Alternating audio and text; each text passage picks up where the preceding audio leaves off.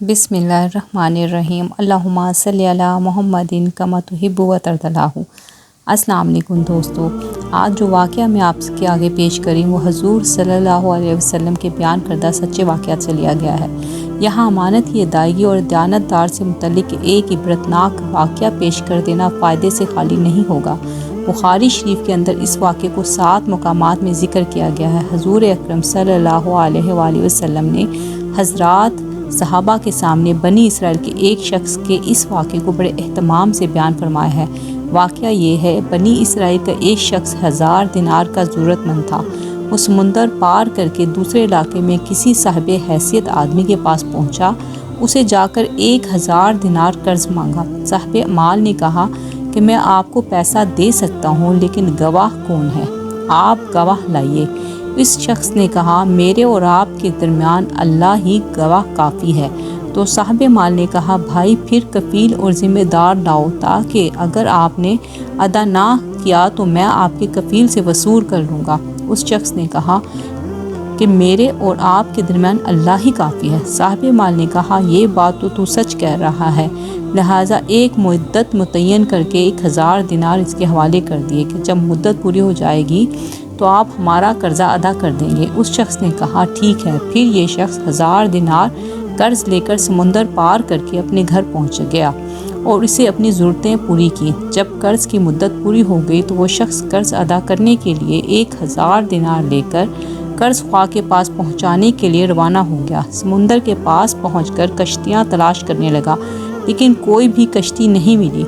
उसे सख्त खदशा महसूस होने लगा कि खुदा न ख्वास्ता कर्ज़ अदा करने से पहले मुद्दत पूरी ना हो जाए। समुंदर के किनारे पर मारा फिरने लगा, किसी तरह कोई सवारी नहीं मिली। आखिरकार मजबूर होकर एक लकड़ी में सुराख किया और इस सुराख के अंदर 1000 दिनार और एक पर्ची रखी। पर्ची के अंदर उसने लिखा, ए समुंदर, मेरा कर्ज़ा अदा करने में तू ही हाइल हो रहा है, लिहाजा मैं अपना कर्ज़ा तेरे हवाले करता हूँ, अब तू ही ज़िम्मेदार है। चुनाचे लकड़ी के सुराख में ये पर्ची और 1000 दिनार रखकर सुराख बंद कर दिए।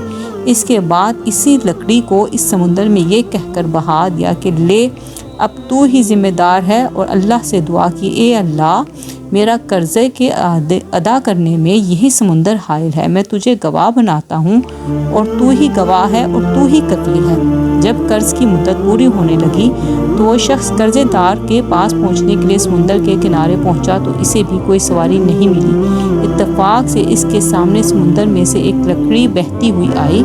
जब वो लकड़ी समुंदर के बिल्कुल किनारे पर आ गई तो इसने इस इरादे से इस लकड़ी को उठा लिया कि घर में औरतें खाना पकाने में ईंधन के काम ले लेंगी। घर ले जाकर इसको चीरा तो इसमें 1000 दिनार और वो पर्ची मिली।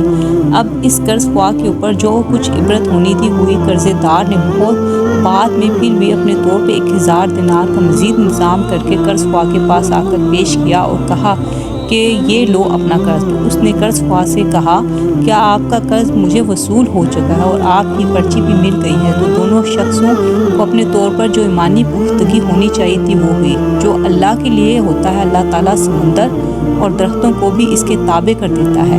जो अल्लाह के लिए होता है, अल्लाह उसके लिए होता है। अल्लाह भी ऐसे लोगों से हकीकी मायने में मोहब्बत रखता है जो उस पर भरोसा और एतमाद करते हैं। तो दुआ है जो भी इस वीडियो को सुन रहे, अल्लाह ताला उसके ईमान को पुख्ता करे और हम सब को ईमान की पुख्तगी और अल्लाह ताला पे यकीन कामिल अता फरमाए। आमीन। मिलते हैं नेक्स्ट वीडियो को। अगर आपको मेरी कहानी पसंद आई है तो उसे वीडियो को लाइक एंड शेयर करें और चैनल को सब्सक्राइब करें। बहुत बहुत शुक्रिया। अल्लाह हाफ़िज़।